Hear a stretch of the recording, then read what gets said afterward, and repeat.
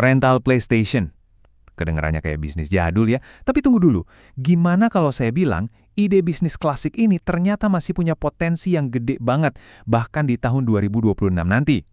Yuk, kita bedah bareng-bareng. Apakah ini beneran langkah bisnis yang cerdas atau cuma nostalgia semata?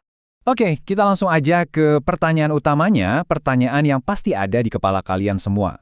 Di zaman dimana game canggih udah ada di genggaman kita lewat HP, emang masih relevan gitu bisnis rental konsol yang harus kita datangin?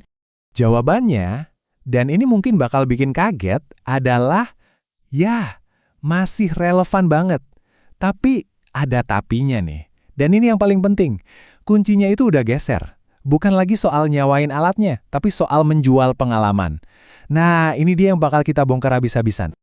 Oke, kita masuk ke bagian pertama. Mari kita lihat lebih dalam. Kenapa sih peluang ini masih ada? Kenapa di tengah gempuran game modern, bisnis ini justru bisa menemukan celah baru buat berkembang? Ada 3 pilar utama yang bikin rental PS modern itu tetap kuat. Pertama, soal pengalaman visual premium. Jujur aja, grafis 4K dari game-game di PS5 itu levelnya beda banget. Gak akan bisa disaingi sama layar HP. Kedua, jangan pernah remehin kekuatan budaya mabar alias main bareng secara langsung. Seru-seruan, teriak-teriakan bareng temen di satu sofa itu nggak ada gantinya. Dan yang terakhir, ini cerdas banget sih soal penyaring segmen pasar. Harga PS5 itu kan bisa 7-8 juta, mahal. Jadi pilihan bayar 10.000 perak per jam itu jadi alternatif yang super menarik buat banyak orang. Oke, idenya menarik, peluangnya ada. Tapi sekarang kita ngomongin yang paling penting, duitnya. Modalnya berapa, dan yang lebih penting lagi, potensi cuannya segede apa. Yuk kita hitung-hitungan. Langsung aja ke angkanya ya, siap-siap. Untuk memulai bisnis ini dengan standar yang bagus, modal awal yang perlu disiapin itu kira-kira 60 juta rupiah. Wah, lumayan juga ya. Tapi tenang, kita lihat dulu rinciannya kemana aja duit segitu. Nah, ini dia pembagiannya. Sebagian besar modal jelas lari ke aset utamanya, 4 unit PS5 plus TV 4K-nya. Itu aja udah bisa makan biaya 45-50 juta. Sisanya sekitar 10-15 juta itu buat bikin tempatnya senyaman mungkin. Sofa yang empuk, interior yang kece, sama instalasi listrik yang aman. Jadi totalnya ya pas lah di angka 55-65 jutaan.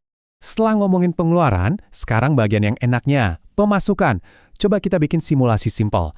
Kalau tiap unit itu disewa 8 jam aja per hari, dengan tarif 10.000 perak per jam, potensi pendapatan kotor bulananmu itu bisa nyentuh angka 9,6 juta rupiah. Dan ingat ya, ini baru dari sewa PS-nya doang, belum termasuk untung dari jualan kopi, Indomie atau cemilan yang marginnya seringkali jauh lebih tebal.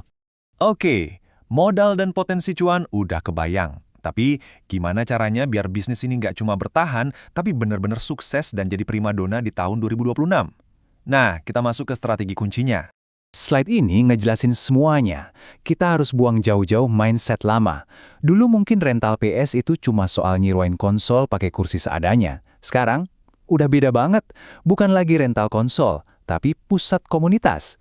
Bukan lagi kursi biasa, tapi suasana kafe yang nyaman. Fokusnya bukan cuma game, tapi ada diversifikasi ke makanan, minuman, dan event. Artinya target marketnya pun jadi lebih luas. Bukan cuma gamer hardcore, tapi semua orang yang nyari tempat nongkrong berkualitas. Jadi, ini resep praktisnya. Ada 4 langkah. Pertama, fasilitas wajib nyaman. AC, sofa empuk, sama kebersihan itu harga mati. Nggak bisa ditawar. Kedua, diversifikasi produk. Jualan cemilan, kopi, mie instan, itu wajib buat nambahin pundi-pundi keuntungan. Ketiga, bikin turnamen rutin. Ini cara paling jitu buat ngebangun komunitas yang loyal. Dan yang keempat, kalau modalnya memungkinkan, coba deh modal hibrida. Gabungin sama kafe atau bahkan co-working space biar pasarnya makin luas. Tentu aja, yang namanya bisnis itu nggak ada yang mulus-mulus aja. Pasti ada resikonya. Nah, di bagian terakhir ini, kita bakal ngomongin tantangannya secara jujur, lalu kita tarik kesimpulan dari semua analisis kita. Ada 2 tantangan utama yang harus selalu diingat.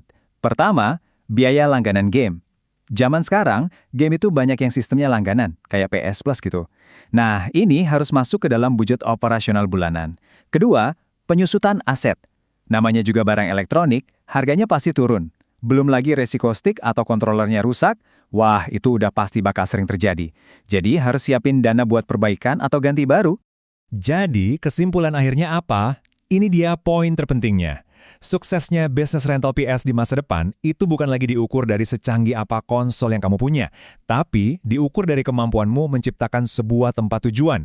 Sebuah tempat di mana orang datang bukan cuma buat main game, tapi buat nongkrong berkualitas. Sebuah pengalaman yang bikin mereka mau balik lagi dan lagi. Coba deh pikirin itu.